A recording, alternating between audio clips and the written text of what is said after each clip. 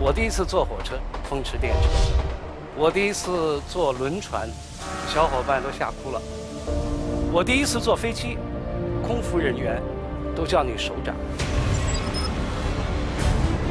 孙子宇，中国交通建设集团有限公司副总裁兼总工程师，他是中国交通变化发展的亲历者和建设者。但您的气质不太像一个搞工程啊。在那边我是大胡子，很小的小孩，一看见我，爷爷好。我们现在采用央视网图文直播的形式，网友说您是一脸正气啊。作为港口建设的总工程师，他是如何见证中国港口从小到大，从弱到强？这个地方没有淡水，没有道路，没有电。在这样一个地方要建设一个现代化的港口，谈何容易？港口对交通强国有何特殊意义？未来的交通强国会是什么样子？我们国家具备在世界上任何一个有需求的地方建设现代化深水港口的能力。坚守初心，牢记使命，走进强国新时代。本期演讲者孙子宇。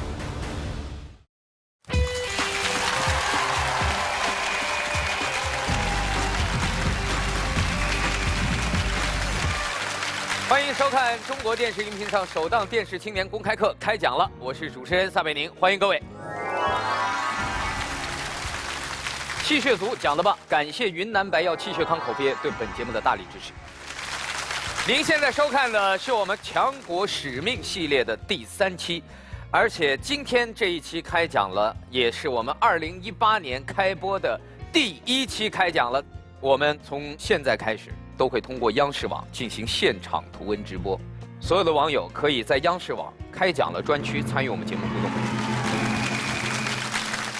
哎呀，这个时间过得太快了，就尤其是人过中年以后。啊，不要笑，我已经40多了。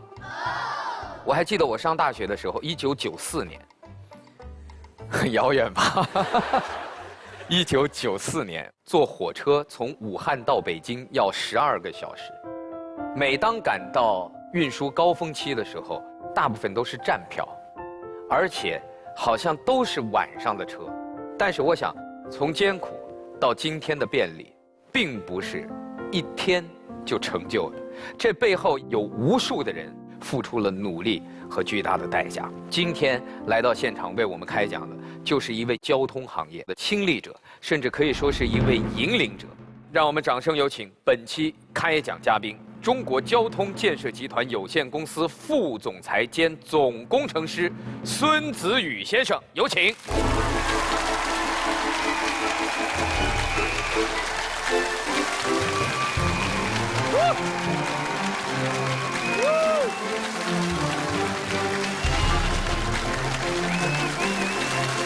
您好，孙总，张老师好，欢迎来到开讲。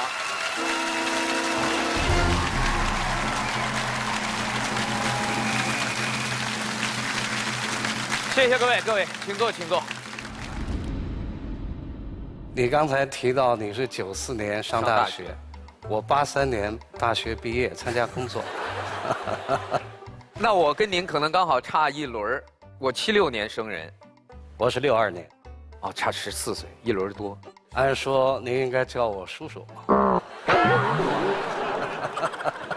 没有占你便宜的意思啊，孙伯伯。哎，这个今天来的都很年轻了，我估计可能好多是90后的、00后的。过去有一句话，可能现在年轻人都没什么太深的印象了，叫“要想富，先修路”。不错，但您的主要的港口，您是主要负责港口。港口在中国今天的发展，因为我们大家可能不一定像公路、对铁路、公路啊，因为我们切身联感受系的密切。对，我们出行可能要靠这些，对包括民航。但是港口，一般除非你坐游轮出去旅游，相对还是比较少一些。否则的话，港口可能更多的是和经济贸易、货运对的这种往来有关系。所以今天中国的港口发展是个什么样的概念？您能简单的用1、2句话让大家先有一个感性的认识？港口发展到今天，可以说我们已经成为了领航者。在世界范围内，在全球范围内，要想富先修路，要想强，快修港。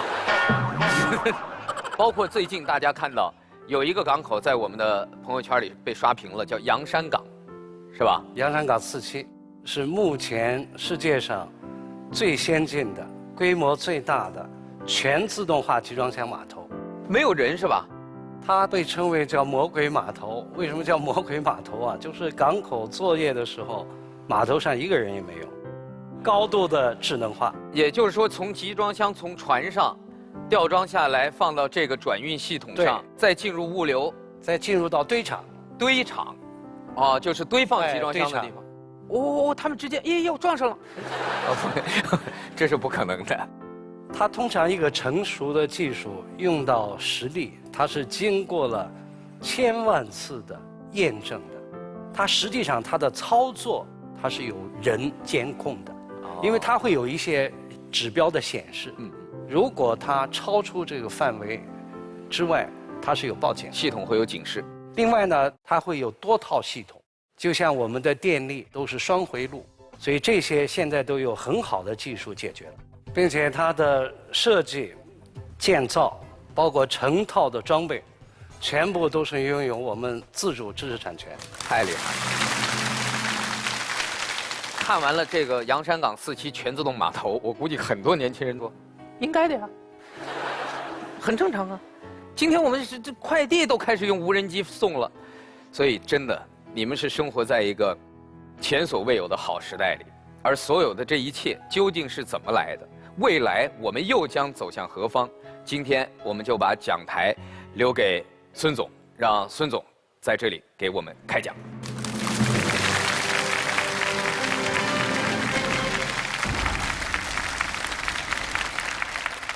中国交通啊，发展到今天，我们每一个人都亲身感受到了它的便利和物流的快捷。刚才小萨老师说，他第一次坐火车1994年，我第一次坐火车是1976年，我印象很深。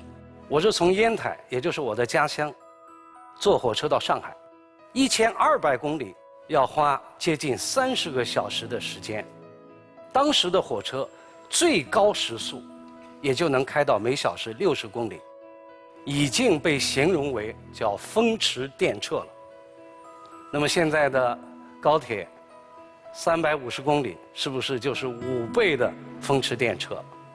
我第一次坐轮船是1971年，那一年我9岁，是在烟台港一艘装卸的外轮。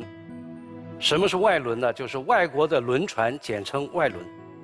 我跟小伙伴呢，偷偷的就爬上了这个正在装卸作业的外轮，跑到厨房里去，蔬菜都是生的，很有意思，就是往嘴里吃了马上连苦胆水都吐出来了。我后来才知道，吃了奶酪，特别是羊奶酪，啊，很不习惯。后来就在船上睡着了，醒来的时候，问题来了，麻烦了。这个船装卸完成之后，开始离开码头，向外海驶去。大家别忘了是个外轮啊！当时我有一些小伙伴都吓哭了。这时候他们的船员，啊，一些外国人，也发现了我们，就追了过来。后来当时想，因为我是领头的，牙一咬，眼一闭，从甲板上就像跳冰棍一样的，扑通扑通，全部都跳到港池里面去了。当时因为他这个船发现有小孩在船上，他已经停驶，所以这是第一次坐船。我第一次坐飞机是1983年，从广州到上海。当时我刚参加工作，要送非常重要的文件。那么当时坐飞机非常不容易，所有的地服和空服人员见到乘客都叫你首长。因为当时坐飞机必须要有就是相当级别的单位开的介绍信，才能坐飞机。可是我们国家的经济的发展在不断的加速，加拿大的建筑业的领军企业叫 AECOM， 这家公司的 CEO 他说，我每次到中国都感觉到了中国的飞速发展，特别是交通基础设施。用一个词形容是不可思议。中国交通发展到今天，我们的高速公路总里程已经达到了13万公里以上，在全球排第一。全世界排名前10的跨海湾大桥，我们中国占了6座。全世界排名前10位的港口，中国占了7个。最大的是上海港，上海港去年的货物吞吐量超过了7亿吨，集装箱的吞吐量超过了3700万标准箱。什么概念呢？就是这个量相当于全美国所有港口的总和。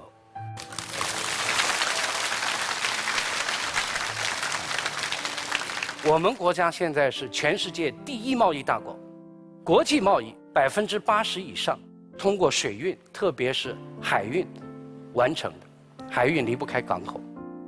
中国的港口几十年的发展，由小到大，由弱到强的这么一个过程。我97年在荷兰留学的时候，我学的是港口海岸工程，我们做了一个题目，就是设计一个港口。设计水位，它有个重现期的概念。比方说，这个水位多高呢？1年一次最大的，10年发生一次，一定比1年发生一次的要大。那么当时我在做这个作业的时候，选的是50年一遇。那么当时我的研究生导师在我的作业批复上怎么批的呢？他说：“你中国是一个穷国，你能负担得起50年一遇吗？”当时真是伤了我自尊了。但是当时我们国家的港口的设计标准50年一遇确实没有做到。我在荷兰留学的时候，课程实习到鹿特丹港，我第一次见到全自动的集装箱码头，当时我就站在码头上想，我什么时候我们国家能够拥有这样的集装箱码头？现在洋山港4期的开通运营，可以说圆了几代人的梦。同时，我们这项技术已经出口到境外了。美国最先进的美国长滩港的全自动化码头，英国的利物浦港的全自动化码头，还有在建的意大利的挖朵。我10年又去了一次荷兰鹿特丹，鹿特丹港务局特意安排我去参观他们刚刚开港的全新的全自动化码头，也是由我们提供的成套的系统设计和装备。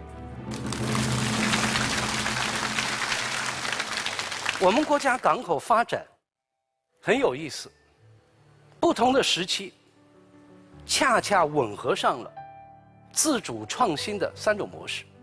一种类型叫引进、消化、吸收再创新，第2种类型叫集成创新，第3种类型叫原始创新。我参加工作是1983年，80年代，随着我们国门的打开，对外的交往开始变得容易，所以使得我们学习、借鉴发达国家先进的技术，就变得比过去任何一个时候都容易一些。所以我记得在当时，企事业单位都成立了一个专门的部门，叫情报所。大家不要误解啊，这个情报不是搞间谍的情报，他们主要干什么的？就是收集、整理发达国家在技术领域公开发表的技术资料和文献，从而我们学习借鉴，为我所用。我记得到80年代末，港口的海滨城市到了晚上，往海上望去，灯火一片，非常壮观。大家以为是夜间的海市蜃楼，实际不然。那些都是等待进港靠泊作业的船在那儿排队，多的时候几十条船，甚至上百条船，所以非常壮观。进入到90年代，港口船舶不断的大型化了。那么这个阶段可以说是中国的港口发展的一个加速器。在这个时期，集成创新攻克了一个难关，就是深水驻港成套技术。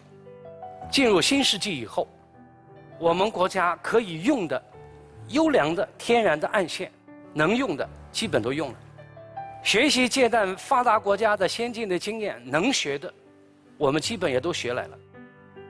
可是我们国家的经济的发展在不断的加速，那么这就要求，在一些过去所谓的建港的禁区，要建设更大泊位、更安全高效的港口，没有别的办法，只有靠自己，就是进入了原始创新阶段。比较有代表性的，就是在这个时期完成的离岸深水港建设成套关键技术。随着离岸深水港建设这个成套关键技术的突破，我们国家具备了在世界上任何一个有需求的地方建设现代化深水港口的能力。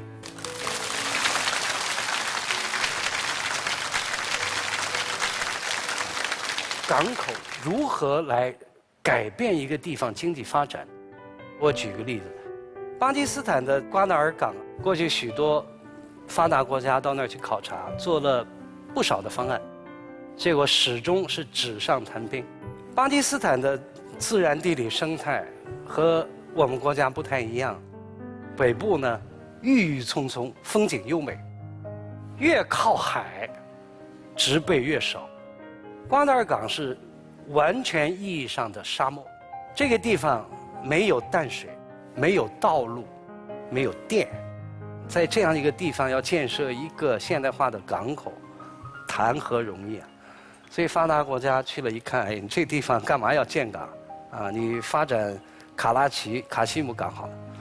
但是巴基斯坦它的经济东西两侧也存在比较大的差异。瓜达尔在俾鲁支斯坦省，俾鲁支斯坦省是巴基斯坦面积最大的省份，但是经济发展相对落后，矿产资源丰富。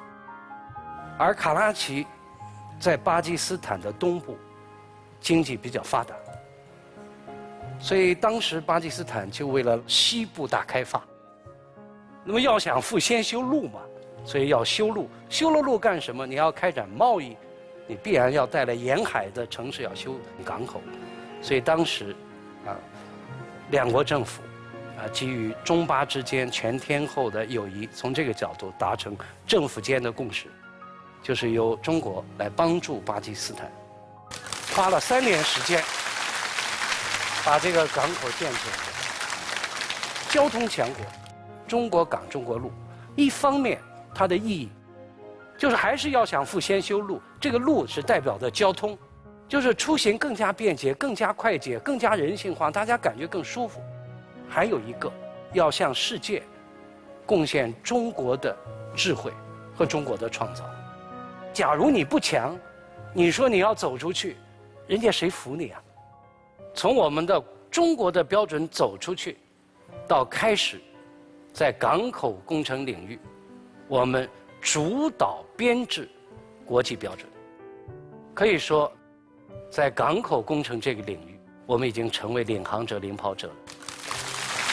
但是如何勇立潮头，高处不胜寒啊，更多的就要靠你们年轻一代了。用中国的创造，我们向全球贡献更多的中国智慧和中国方案，让这个世界更畅通，让城乡更宜居，让生活更美好。我就讲到这儿，谢谢。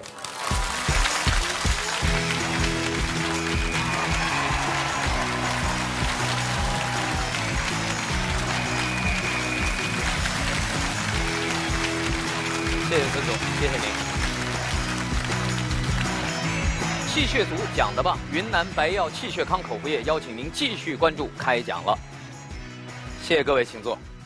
本来我会以为您的这个开讲啊会比较专业，但是后来发现您很多的故事带出了中国过去几十年港口发展的历程。港口对于交通强国真的是意义非凡，因为它是连接陆地和海洋的一个节点，更是连接不同陆地上的人们交往的很重要的一条道路的两端。对，在您开讲的过程中，很多观众都写了小纸条的问题，而且我们现在采用央视网图文直播的形式，所以除了现场观众的小纸条问题，稍后我们还有从网上找的好玩的问题。很好。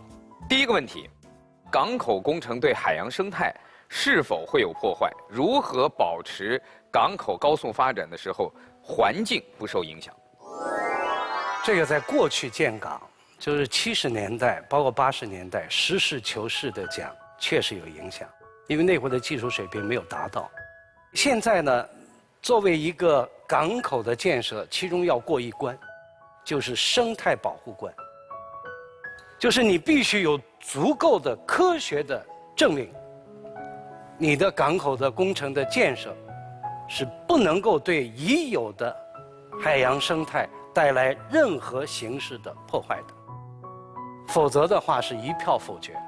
比方说，过去是建一堵墙，就建到海里，就把它拦起来，水是不过的。那么现在呢，尽量的采取叫高桩，减少对海洋环境的影响。还有一个环境保护，如果大家去青岛港、青岛董家口，40万吨级的矿石码头。矿石码头不是石头，更多的运的是矿粉啊，大家可想而知，它那个对环境的影响应该是比较大的吧。当时在课题评审的时候，专家要现场去看你这个码头，戴着白手套，触摸港口的任何一个部位，手套还是白的。这标准太严格了，所以这也是现代工程发展对人类提出的一个巨大的考验和挑战。接下来来看看央视网上的网友的提问啊。好，到达一个港口，拿到一个小纸条。孙总您好，我在百度上看到您的照片，每一张都是一脸正气，请问您怎样看待理工科男生都是面瘫脸？这个问题啊，是对比了我们2个人。我跟你对比，可能我就相对面瘫，但不对啊，因为我是理工男，是不是这个概念？我一个法制节目主持人，他们说您是一脸正气啊。相对而言，因为学理工的他离不开跟数字打交道。就像我参加工作的时候，有的时候为了求解，确确实实的连续的几天，经常有过就是不吃不眠。可能久而久之就一脸的严肃，另外呢，可能时间长了容易长皱纹吧。现在不一样了，因为大家想，过去还用计算尺呢，多费劲啊！你现在可能你输到电脑里头，因为它有庞大的大数据库的支撑，可能花几分钟的时间就可以完成，在过去要花几个月甚至1年时间，需要一个庞大的团队支撑完成的事情。那么进入到这个年代，你就不用那么老去皱眉头了。未来我相信啊，至少在我们这个领域的理工男，应该是得面瘫的几率了。对，以后。但是说您这个形象气质啊，确实不一样。假如主持人不是你啊，可能换别的主持人，他网友会说我更帅一些。气质好就算了，关键说话还让人听着这么舒服。好，接下来我要把时间留给我们6位青年代表。第一位，纳菲斯，我就注意你很久了。谢谢。你从哪里来？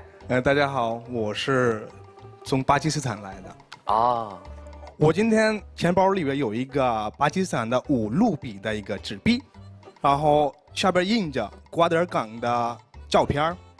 听说过这个跟您有关系，这个是真的吗？我先看看。巴基斯坦的货币，对，纸币。然后在这个纸币的这一面是瓜达尔港。对，这个您给我们普及一下。阿斯拉马雷孔。哇雷孔斯拉，哇雷孔斯拉。你啊，你问对人了。我很骄傲的讲，我本人就是巴基斯坦瓜达尔港整个建设的负责人。我不知道你啊，就是春节前后啊，就有没有假期啊？有。如果有假期啊，我告诉你一个好消息，1月下旬、2月初的样子，我们1多港口的瓜达尔自由区，就是工业园区自由区的开园仪式将要举行，并且要在瓜达尔举行第1届国际商品，特别是中国商品交易会。如果你有机会，可以去看一看。一定会的，一定会的。然后您刚才跟我打招呼方式是巴基斯坦的，Assalamu alaikum。我就想了解您怎么学到这些东西呢？在巴基斯坦的时候，因为我们是跟巴基斯坦兄弟一起，大家共同来建设瓜达尔港，那就有许许多多的我巴基斯坦同事。我发现呢，巴基斯坦兄弟啊，学中文的能力都很强。比方说，我们有一个同事，就是我们要测量的地形的高程，就是问一下，报一个数多少，3.7米。他呢，就是跟我们，就一航院的测量工程师们，一航院在天津的第一个单位，跟着天津话学了。对，天津人3.7米。所以说他们这个语言天赋很强。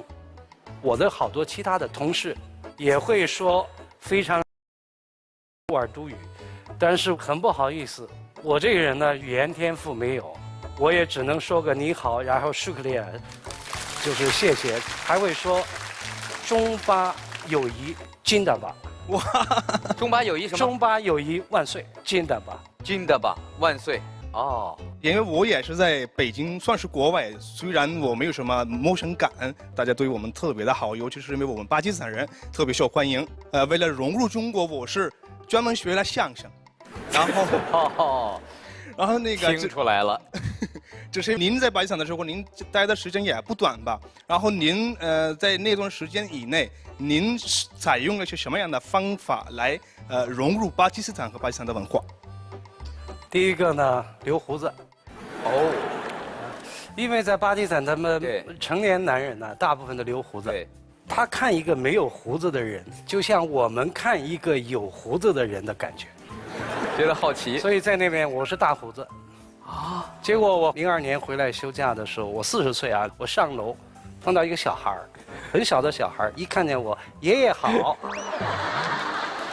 另外呢，平时的一些场合我都穿巴袍，啊，就是巴基斯坦的衣服，啊，所以出去之后不说话啊，看不出来。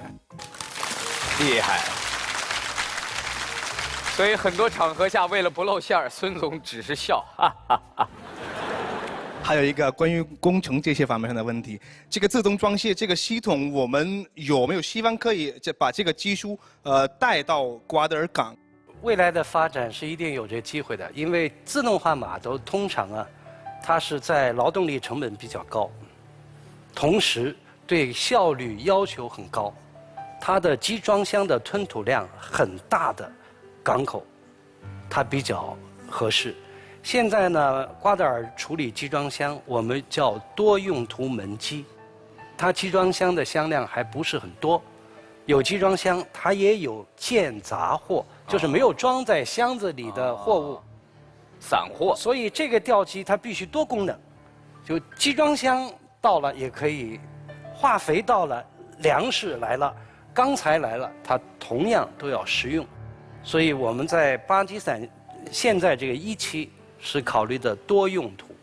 那么随着瓜德尔经济的发展，那么未来一定会建设专用的集装箱码头。那么专用的集装箱码头再升级，就是全自动化的集装箱码头。我相信那时候的瓜德尔已经是一个非常发达的城市。谢谢各位。而且我相信到那个时候，估计货币上面那个画面会变化了。它装备的整个的形状会有改变。现在瓜德尔已经跟这个乌鲁比发生了很大的变化。对，非常感谢。今天我向您问的这些问题，可能一直在我心里，但是今天有机会问您了，我就踏实了。谢谢大家。谢谢纳菲斯。也希望你在中国能够过得开心愉快，继续学好相声。谢谢。我一听他就去学相声，就是因为很多外国人学中文，就是他第一个接触到的就是平舌音、翘舌音。有很多外国人就是为了学这个翘舌音，就反而学得特别明显，恨不得把那舌头卷到嗓子眼里去那种。他的那个口音里就有点相声里面，哎，您吃了吗？哎，这就老北京话里边那种，挺好玩的。下一位，小撒老师好，孙总好。我们生活在北京的人一定都有一个经历，那就是堵车，对吧？我想问问大家，知不知道在北京平均每1个小时有多少分钟是堵在路上的？大家可以猜一猜啊。1个小时60分钟，58，59，太夸张了。半个小时吧。啊，差不多差不多。根据数据统计来说，平均每1个小时大概有24分钟是堵在路上的。每到早晚高峰的时候，还会再要多加7分钟。我是学习景观设计的，我和一些来自清华、北大、北林的一些小伙伴一起组建了一个小团队。其实我们也做过一个数据收集，然后我们用信息可视化的方式展示的就是北京在最拥堵的9月份，从早上6点到晚上12点，2环内外环的一个交通拥堵的情况。这个圈儿里面，对不起，我是文科生，我看不懂。好，我马上就给您解释啊，就是这个越红的地方，就代表说这个地方越拥堵。你看内圈几乎全天都是拥堵的。我们说未来要交通强国，要怎么样改善大城市这种交通拥堵的现象呢？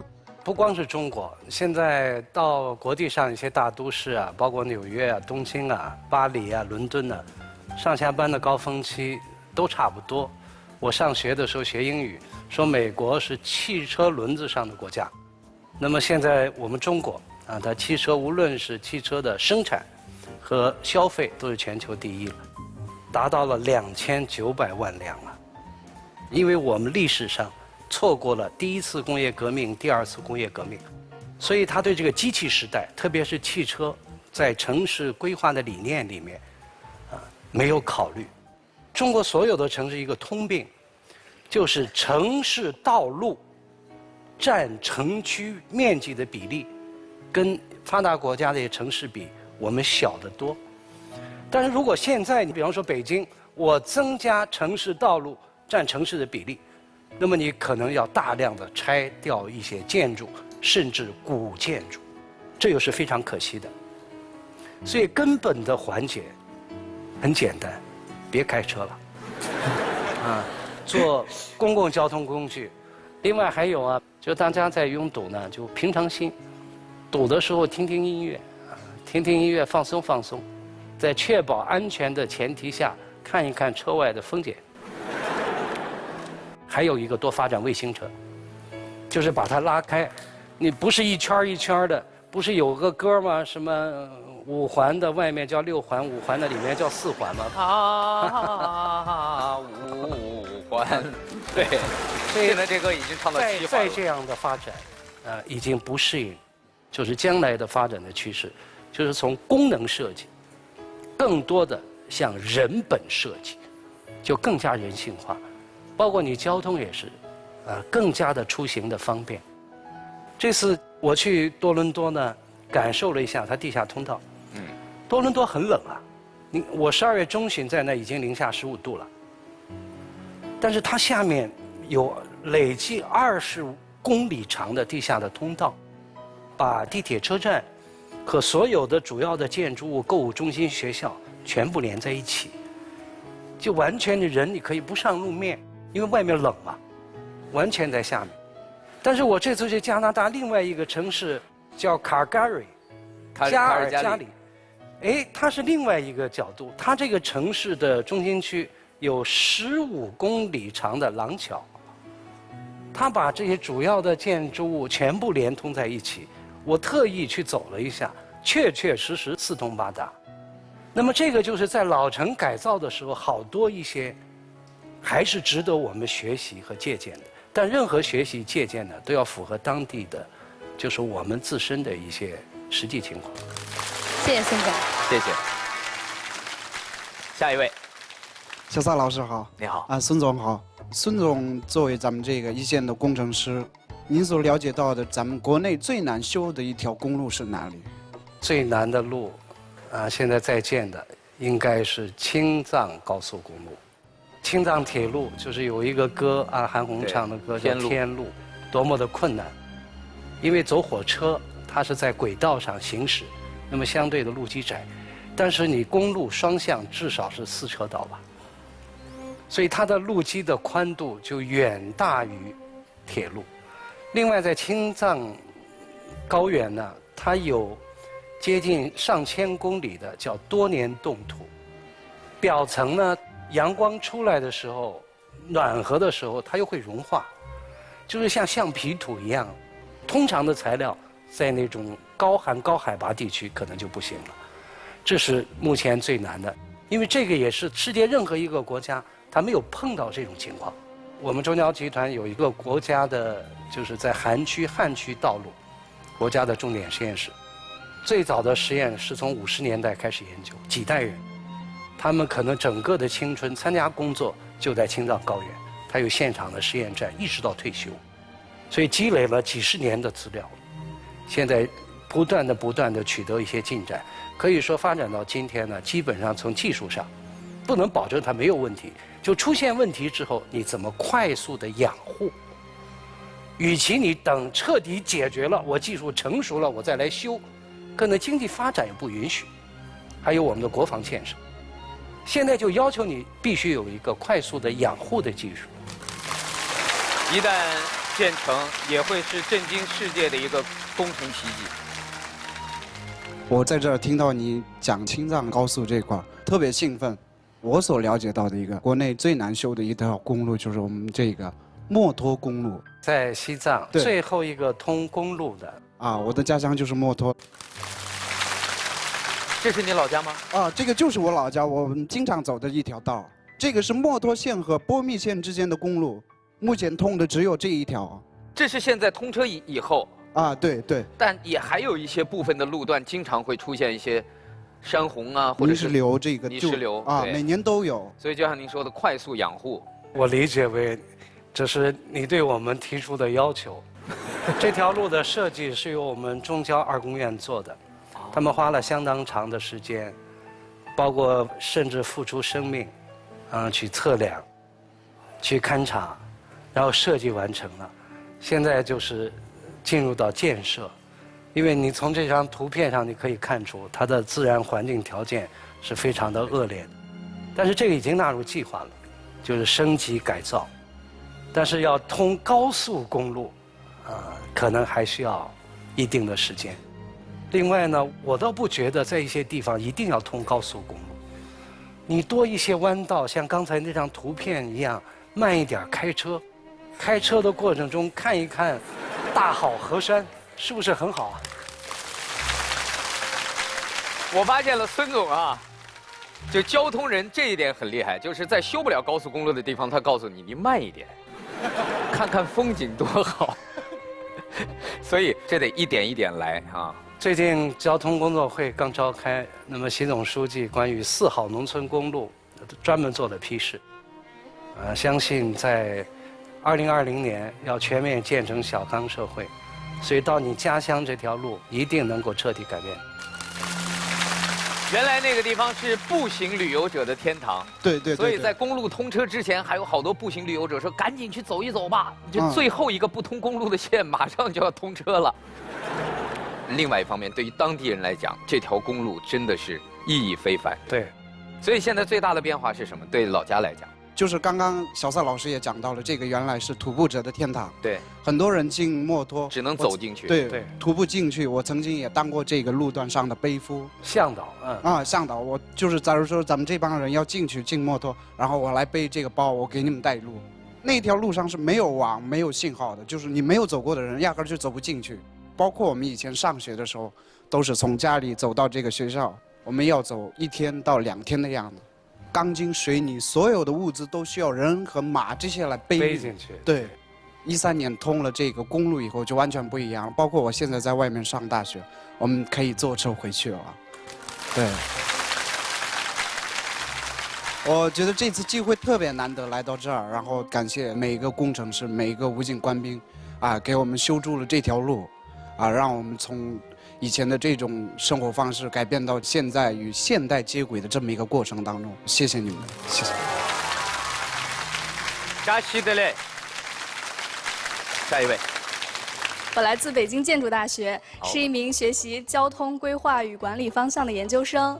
就我们现在就学做这个工程的，然后都是要用一些计算机来帮助我们完成一些工作，像绘图啊，还有做计算。您当时是用计算尺，对吗？对。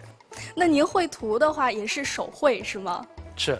感觉您生活在原始社会啊，您绘图也有手绘啊？那个时候那咋办呀？那您的基本功一定很扎实，您能给我们现场展示一下吗？哦，原来埋在这儿呢。我们当时啊，所有的设计院都有一个工种，叫描图员。哦。所以通常我们呢，就是用铅笔画，画完了之后，它会有专业的描图员用墨笔来加工，加工完了就去晒图，晒完了就变成施工用的蓝图了。现在这个岗位也没了吧？后来他这个描图员都转为计算机的操作员了。过去我们画图你们都看不到了，那会图板最大的叫0号图板，单人床一半那么大，叫0号图板。0号图板中间切下来就变成1号，1号图板再切2号，就是一个大图板在上面画。上2号图板。我当时画的还行，但是已经几十年不画了。您给我们现场有点生疏了。来个您最喜欢的港口设计图好吗？可以，但是大家别笑啊。这应该差不多2号图板的大小吧？这个比2号小多了。小这应该是3号、4号。记录这个珍贵的画面啊！现在已经没有人拿手绘了。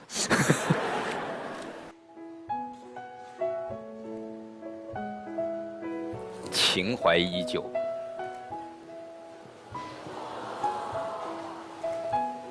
你是啥呀？还都没看出来就挖？你们等一会儿再挖。关键部分对，哇哦，这应该是港口了，泊位。好像也不是，这到底是啥呢？你能看懂吧？你肯定能看懂，还是你也看不懂？说实话，能看懂吗？我也看不懂现在。你只能看懂计算机画的了。嗯，对。大家去过烟台吗？哦，知府岛。烟台它外面有个岛，这是一个连岛的沙坝，它是自然形成的。所以烟台为什么叫港城呢？大家看，你看这个港口，这是城区，它完全是一体化的。哦。我画的这些圆圈，它叫码头的，叫港池掉头圆，就是船靠码头也要掉头。这些点画线呢，就是航道。这在平面上叫凸堤式码头，就是一个一个凸堤一样。我小时候偷上的那个外轮啊，在这儿。难怪您对这个地方印象如此深刻。那么我从哪儿跳的海呢？船开到这儿，我们就醒来了，也发现了，跳下来。所以还在这是港池，还在港池里。这张图可以看出来，这是，也是我的小时候呢，70年代。烟台港是在这儿，现在这个泊位的一大边已经融入城市了，就随着发展，因为它离城市很近。这是80年代港口的发展，这块是90年代建设的。现代化的集装箱码头是00年代，10年以后，这大家看已经满了。这边都是居民区海水浴场，所以现在的烟台港是往西去。因为这是个平面图，今天也算给大家介绍港口的基本知识，以后你们就会知道，没有尺啊，画的不直。孙总好像画了个电梯门。那么大家以后接触港口，它有2种最主要的形式，这种叫重力式，简单的理解就是钢筋混凝土的大盒子，安在海底。还有一种结构形式就是高桩。我想问一下，一共有几种形式？就2种。哦，那主要就2种，形式很多。孙总说20多种，我给你们大家都画一下。这种叫高桩式，相当于把这个架子插到海里去，这水是透空的。这2种结构形式就是码头的结构最常见的。港重要大桥叫城管隧道，城管隧道实际上也是这种沉箱，做个大箱子放进去。它就是一个180米长的，用截断拼装好的180米长，然后从工厂用拖轮拖出来，整体的180米精准的安下去。整套的工艺，包括它的受力，包括它的耐腐蚀，现在可以说我们在全球是绝对的领先的。您签个名吧。签这儿吧。好，签个名，然后我们送给这位年轻人，好吗？谢谢孙总，献丑了，献丑了。作为一份鼓励，交到你手里的不光是一幅绘图，更是一份期望和责任。谢谢孙总，谢谢。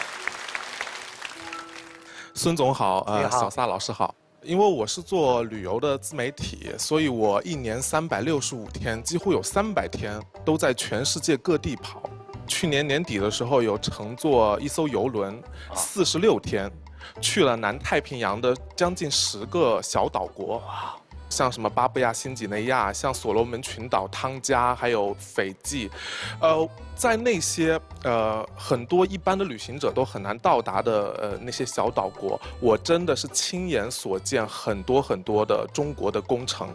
印象最深的是我在斐济的苏瓦港看到了中国的那个建设的汉字，还有那个牌子在那边，就我很有自豪感。但是我就有一个疑问，对于一般的交通建设，比如说道路建设、铁路建设，我们普通人可以感受得到。那我想问一下，您觉得中国的港口对于交通强国的意义，怎么能让我们这些普通人感知到？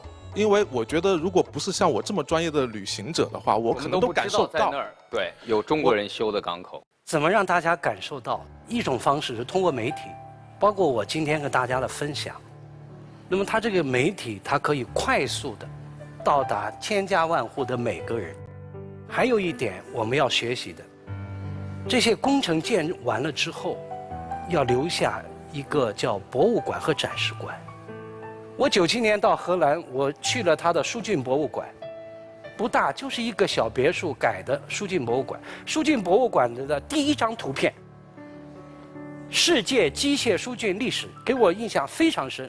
荷兰人很自豪，机械疏浚的历史我们在全球是第2悠久的，第1是谁？中国。中国机械疏浚历史比荷兰早了700年。哇！大禹治水的时候，已经开始还是以人力为主，机械就是隋朝，距今1400年。我学的这个专业，干的这个行业，我在国内不知道，所以就类似的这种。